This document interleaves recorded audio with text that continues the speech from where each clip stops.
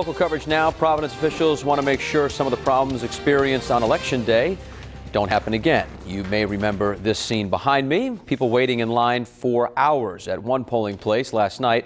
City officials held a special meeting with the Board of Elections to talk about the problems and what to do about them. Eyewitness News reporter Susan Campbell has the latest from our newsroom. The November 6th election had the second highest voter turnout in Rhode Island's history. Last night, we learned a little bit more about what caused many of the voters in the capital city to wait in long lines. We also learned about some solutions that could be in place by 2014.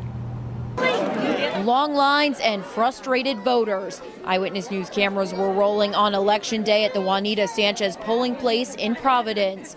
To address this issue and others like it, Councilman Luis Aponte requested a special meeting with the executive director of the Rhode Island Board of Elections and the executive secretary of the Board of Canvassers. It's important to make sure that people understand that voting is important and leave the polling place understand that their vote was counted and it counts. Robert Cando, the executive director of the Board of Elections, tells Eyewitness News the main problem that led to long lines was the long ballot. There were 8 state questions and 11 city questions, all in English and Spanish.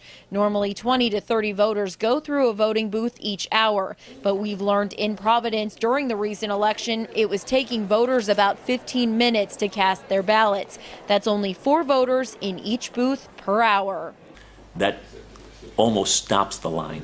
Cando tells us other problems on Election Day included voting machine malfunctions and a serious lack of poll workers. The city of Providence, as well as other communities in the state, have been having a real problem finding people who are willing to work as poll workers because it's a long day.